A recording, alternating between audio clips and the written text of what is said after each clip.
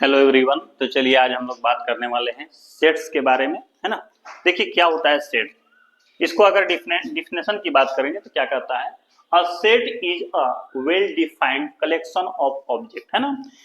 अगर आप ऑब्जेक्ट को वेल डिफाइंड कर पाते हैं, संसार में जो भी ऑब्जेक्ट हैं अगर हम उसको वेल डिफाइंड कर पाते हैं तो वो सेट की श्रेणी में आते हैं।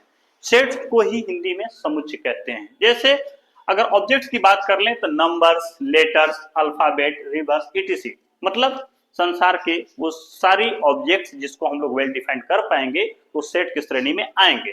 जैसे एग्जांपल हम लोग कुछ समझ सकते हैं, the vowel of English alphabet, है ना। इंग्लिश अल्फाबेट के अंदर कितने वोवेल हैं इसका कलेक्शन कर पाना क्या संभव है? बिल्कुल संभव है, तो सेट है। और सेट को दिखाने के लिए देखिए क्या करते हैं। अगर सपोज करिए इसी को हम लोग लिखेंगे ए, यहां पर जब भी लेते हैं हम लोग याद रखिएगा कैपिटल लेटर ही लेते हैं, ठीक है। क्या होगा? ए आई ओ यू ई, ठीक है, ये सेट हो गया। यहां पर हम लोग इसको डिवाइड कर सकते हैं। साथ ही देखिए क्या है, odd natural number of less than 10, क्या 10 से नीचे जो भी प्राकृतिक संख्याएं हैं क्या इनका समुच्चय नहीं होगा? क्या इनके सेट नहीं है? कलेक्शन नहीं कर पाएंगे? क्या वेल डिफाइंड नहीं है? बिल्कुल वेल डिफाइंड है ना। इसलिए कहता है set is a well defined collection of object, उस ऑब्जेक्ट को वेल डिफाइंड कर सके हम लोग, ठीक है। तो कहता है कि odd natural number less than 10 क्या हो जाएगा, और इस सेट को अगर हम नाम दे दें बी, है ना। याद रहे यहां पर जो भी इस्तेमाल करते हैं हमेशा हम लोग कैपिटल लेटर के इस्तेमाल करते हैं। क्या हो जाएगा? 1 3 5 7 9, ठीक है, इस तरह से। और यहां पर जब भी इस्तेमाल करेंगे तो करली ब्रैकेट करेंगे, ठीक है। The collection of river of India, ठीक है। अब बताइए इंडिया में जो भी रिवर हैं क्या उनको कलेक्ट नहीं कर पाएंगे हम लोग? कितने रिवर हैं, कौन कौन से रिवर हैं, वेल डिफाइंड तो कर ही सकते हैं भाई मेरे। क्या ये सेट होगा या नहीं होगा? ये सेट होगा, बिल्कुल सेट होगा। क्लियर? और आगे देखिए, the collection of difficult topic of math, आहा, मतलब मैथ का डिफिकल्ट टॉपिक, बिल्कुल डिफिकल्ट टॉपिक। क्या मेरे लिए जो डिफिकल्ट लगेगा क्या दूसरे के लिए भी डिफिकल्ट लगेगा? बिल्कुल नहीं। मतलब वेल डिफाइंड नहीं है, पर्सन टू पर्सन ये चेंज हो सकता है। अगर एक पर्सन को कोई टॉपिक बहुत अच्छा लग रहा है तो वही पर्सन दूसरे पर्सन को वही टॉपिक थोड़ा डिफिकल्ट लग सकता है, ठीक है। हो सकता है अगर मान के चलिए हमको ट्रिगोनोमेट्री बहुत अच्छा लगता है, ठीक है, कोई पर्सन होगा जिसको ट्रिगोनोमेट्री बहुत अच्छा नहीं लगता होगा, उसे और कोई टॉपिक अच्छा लगता होगा, है ना, उसको डिफिकल्ट लगता होगा। हो सकता है कि हमको सेट बहुत डिफिकल्ट लगता है, कोई पर्सन होगा जिसको डिफिकल्ट नहीं लगता है। मतलब ये कह लीजिए कि वेल डिफाइंड नहीं है। The collection of difficult topic of math, ये सेट नहीं होगा, इसलिए इसको सेट नहीं कर सकते। क्यों? क्योंकि ये वेल डिफाइंड नहीं है। आगे देखिए, the collection of best actress, वाह जी वाह, बेस्ट एक्ट्रेस का कलेक्शन कर पाएंगे?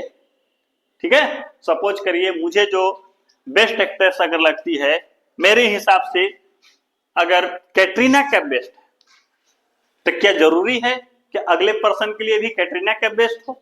जी नहीं, हो सकता है दीपिका पादुकोण हो, कोई और भी हो सकती है।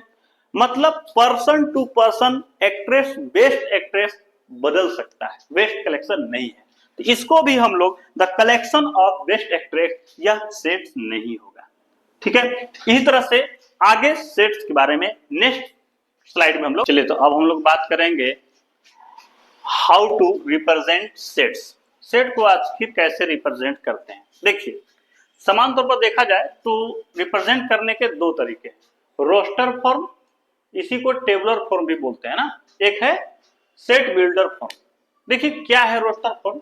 रोस्टर फॉर्म मतलब सीधा सीधा साफा साफा बिल्कुल दिख जाएगा एकदम, है ना, डायरेक्ट, है ना। कैसे? The vowel of English alphabet, अभी हम लोग देखे थे पिछले स्लाइड में, यहां पर देखिए बिल्कुल अगर इसको हम लोग सेट ए बोलेंगे, ठीक है, तो ये रिप्रेजेंट कैसे है, इसी को बोलते हैं, इसको कर्ली ब्रैकेट। यहां पर जब भी लेना है तो क्या लेना है? कैपिटल लेटर ही लेना है, ठीक है ना। क्या होता है इसको देख लीजिए, ए ई आई ओ और ये यू रिप्रेजेंट कर दिए। याद रखिएगा सेट में ऑर्डर माने नहीं रखता है, ठीक है।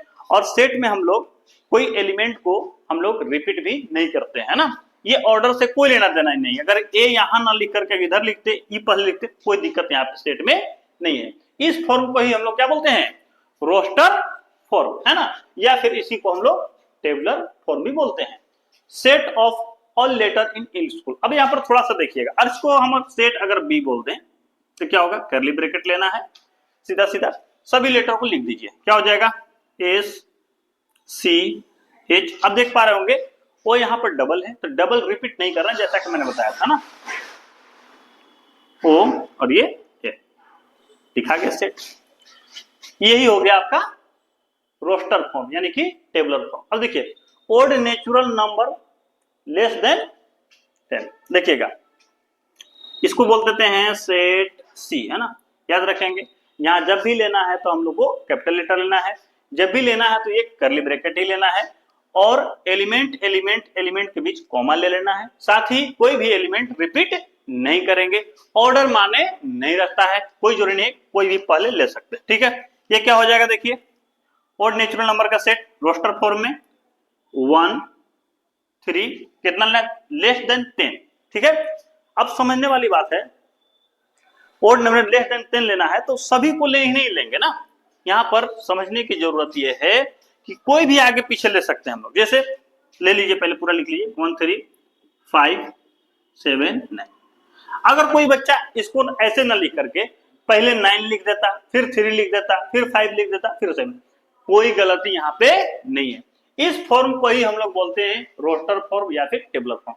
अब बात करते हैं सेट बिल्डर, है ना। देखिए नाम बिल्डर माने बनाना, बना करके लिख देना, ठीक है।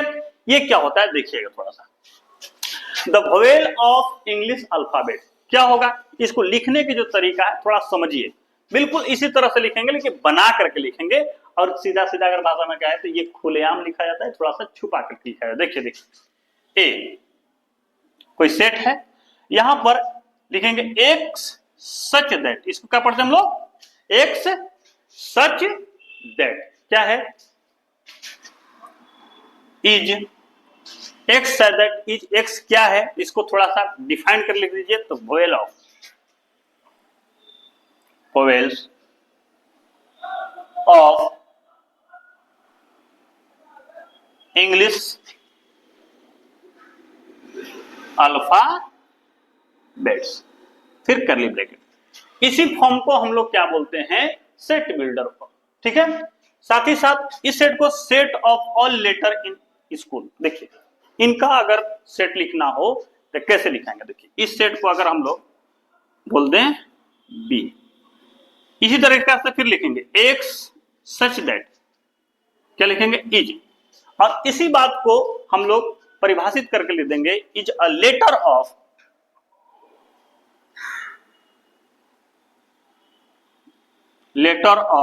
क्या चीज, क्या लिखा हुआ है, लेटर इन स्कूल, इसी को लिख दे, लेटर ऑफ वर्ड, वर्ड को लिखना है ना, लेटर ऑफ वर्ड क्या चीज, स्कूल। कोई दिक्कत यहां पर, कोई दिक्कत नहीं होना चाहिए। ये क्या होगा, odd natural number of less than 10। यहां पर अभी हम लोग लिखे थे odd natural number of less than 10, किस फॉर्म में लिखे थे भैया, तो रोस्टर फॉर्म में यानी कि टेबुलर फॉर्म में। अब हमको आज जो लिखना है वो लिखना है सेट बिल्डर फॉर्म में। इसको कैसे लिखेंगे, देखिए इसको सी मान लीजिए, सी कोई सेट सी है, एक सच दैट इज क्या चीज, ओड नेचुरल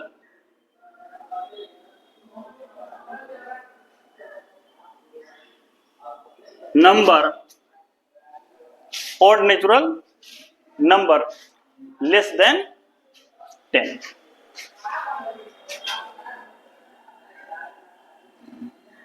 लेस देन 10 हो गया। ध्यान ये रखना है कि चाहे वो सेट बिल्डर फॉर्म में लिखें चाहे वो रोस्टर फॉर्म में लिखें, हमेशा जो भी स्टार्ट करेंगे वो कैपिटल लेटर से होगा, सेट को दिखाते ही हम लोग कैपिटल लेटर से, साथ ही साथ जो ब्रैकेट इस्तेमाल करेंगे हम लोग वो कर्ली ब्रैकेट इस्तेमाल करेंगे।